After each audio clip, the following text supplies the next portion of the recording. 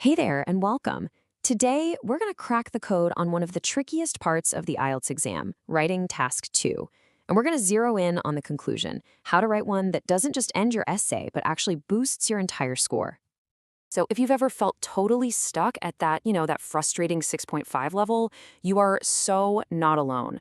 A lot of the time, the key to unlocking that 7 or higher isn't about using a bunch of crazy vocabulary. It's all about structure, clarity, and honestly, just sticking the landing. So what we're going to do is break down the really common mistakes and give you a super clear roadmap to a higher score. All right, here's our game plan. We'll start with the absolute foundation, your opinion. Then we'll get into building the body of the essay in a way that makes sense. After that, we'll spend some real quality time on the conclusion, the main event. Then we'll run through the mistakes that just kill scores. And we'll finish up with a simple checklist you can take with you. Okay, first things first. Everything, and I mean everything, in a high-scoring essay is built on one thing, a clear position. Right from that very first paragraph, the examiner has to know exactly where you stand. This is absolutely not the time to be mysterious or play it safe. And this is your anchor, the thesis statement. Seriously, think of it like your entire argument boiled down into one single powerful sentence. It's kind of like your promise to the examiner. It shows them, hey, not only did I get the question, but I have a really clear and confident argument that I'm about to lay out for you. Okay, so check this out. The difference here is night and day, right? The example on the left, it just states a fact. It's kind of wishy-washy. The examiner's left thinking, okay, so what's your point? But the one on the right? That's a perfect thesis. It's decisive. You know exactly what the rest of that essay is going to be about. That kind of clarity is literally worth points. So you've got this awesome, strong thesis in place. Now, how do you actually prove it? Well, that's the job of your body paragraphs. But here's the thing. You can't just throw a bunch of ideas out there and hope for the best.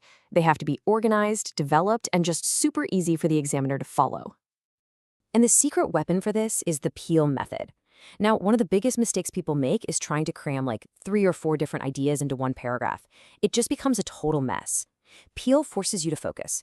Make one clear point, back it up with a solid example, explain how that proves your point, and then link it to the next thought.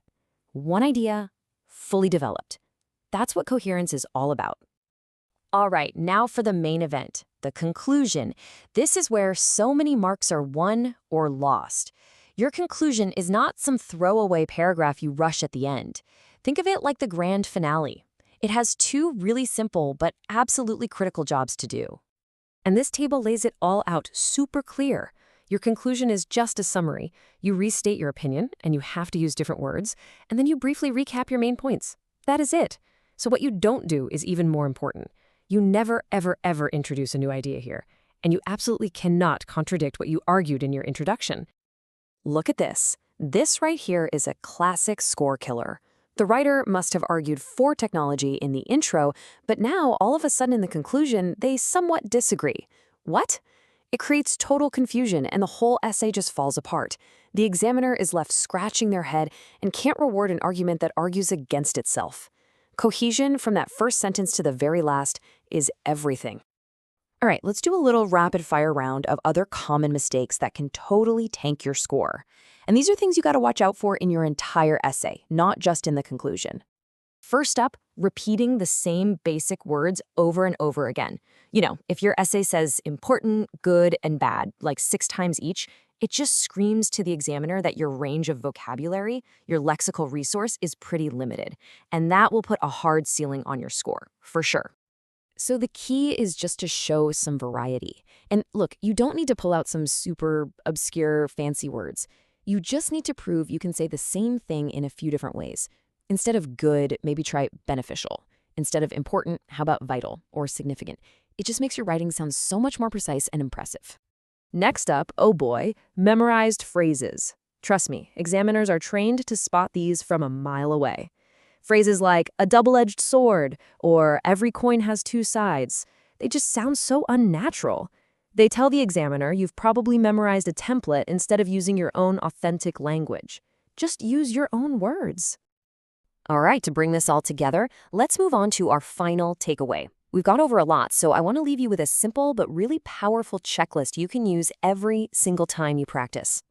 This is it. Before you finish any practice essay, just run through these questions. Ask yourself, is my opinion clear from the start? Are my paragraphs focused? Does my conclusion do its job and only its job? Did I show some vocabulary range? Did I cut out the clichés? And of course, did I hit the word count? Making this a habit is how you turn a 6.5 into a 7.5 or higher. So the next time you sit down to write, don't just think about filling 250 words. Think about building an argument, a strong foundation with a clear thesis, well-supported body paragraphs, and a conclusion that gives you a clean, powerful finish. That is the architecture of a high-scoring essay.